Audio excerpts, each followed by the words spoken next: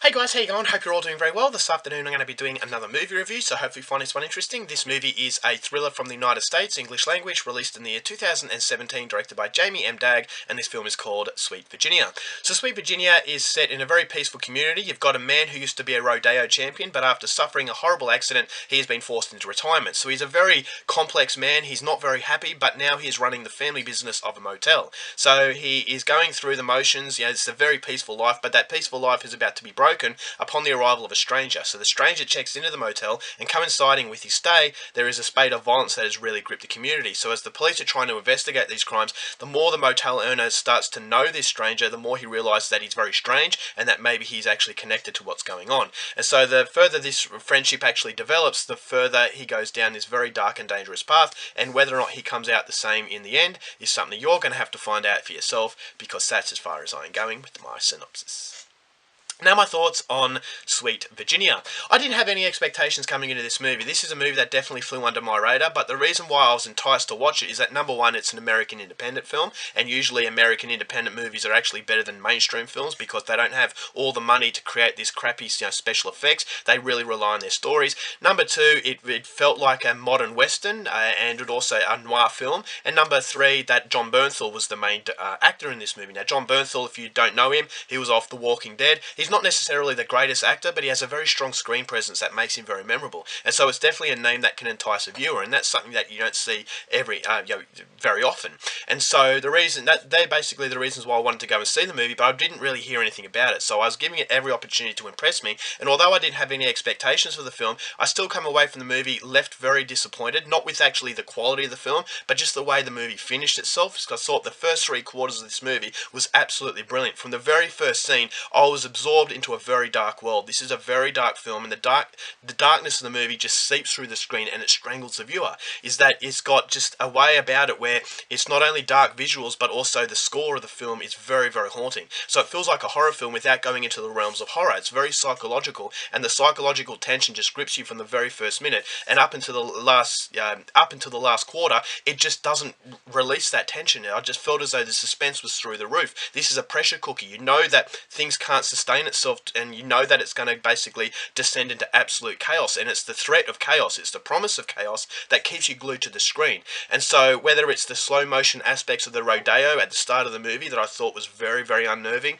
whether it's how the characters interact with each other, you know that they're all very torn up. And what I liked about the characters the most in this movie is that they're very mysterious. It doesn't tell you everything about their lives, and so it does create that level of mystery, and that level of mystery gives the complexity to the characters in a very simple way. It doesn't have to go into the side stories to make you feel sorry for them. It just makes you feel sorry for them because you know that they're acting in a way where they're very occupied inside the mind. And so you got Jon Bernthal's character, I thought was very absorbing and very, very sympathetic. Is that he's very shy, is that he has an injury that he sustained in this accident, and the way that he's acting, you don't quite know what's happened in his past, but you know whatever did happen is actually shaping him as this sympathetic mold. And so the moulding of these characters I thought was done in a very simple way, but it does creep up on you to a point where you think, alright, well, I feel like I've known these people all my life.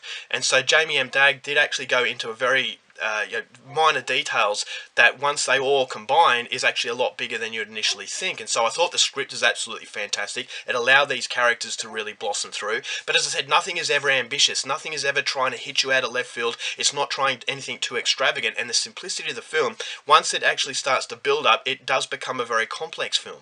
And it's because it's all very natural, I could really just be absorbed in it, and it could grip me. And it never really lost my attention. Although the movie is a very slow burn, that slow burn is complemented, as I said, by very interesting aspects that combine to actually allow you to go through that slow burn without any problems. And so Jon Bernthal's character as the main hero of the film was reminiscent of heroes of westerns. Whether it's John Wayne westerns or Clint Eastwood westerns, it borrows those movies that have come before it, and it molds it in a very modern way. So it's a modern western, and for a modern western to work, you need a bad guy to really complement the good guy. And I think Christopher Abbott in this movie does an absolutely phenomenal job as the bad guy. Is that this is a guy who's is very unhinged, and some of his mannerisms were just very awkward, especially the scene where he's actually introduced when there's three other guys. I thought that specific scene was just really scary. But once again, because it's so simple and because it's so natural, it doesn't feel like it's trying too hard, so it does give you that scariness. It's not trying to hit you with jump scares, it's not trying to hit you with visuals, it's hitting you with that psychological aspect. It's the aspect you can't see that strangles the viewer.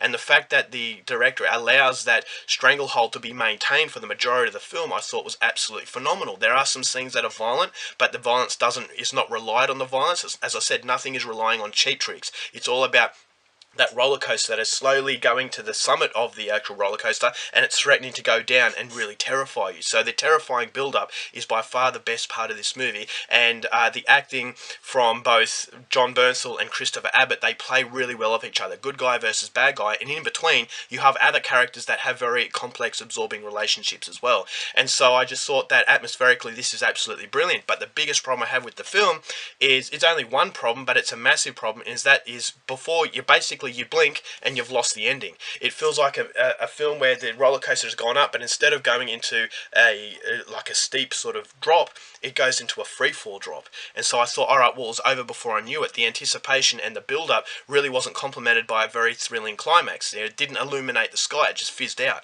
And when it finished, I thought, okay, well, was that it? I kind of got into my mind that these characters were actually going to finish in a better way. And so I thought, alright, well, it didn't really know how to finish itself. I felt as though this is a movie that was expecting it to be 2 hours long, but then all of a sudden someone knocked on the door and said, no, you've got to finish it in 90 minutes. And so the director thought, oh no, I've got to finish it, and then bang, he's finished it. And so if you have an ending that's very abrupt and it feels very rushed, it doesn't complement the rest of the film, and unfortunately it doesn't feel like an overall piece. And that was the biggest problem. That was something that was very, very, very disappointing, because this should have been an absolutely brilliant film, but unfortunately it just falls at the last hurdle. This is like a batter in baseball who smashed it, and just as it looks like it's going to clear the boundary, it hits the field of play, and they don't manage to get around to all bases to score that run. And so that was the biggest problem. But having said that, the first 3/4 of this movie, definitely worth the time and effort. If you're a fan of modern westerns and noir film, then Sweet Virginia gives enough aspect to create something very, very interesting, but unfortunately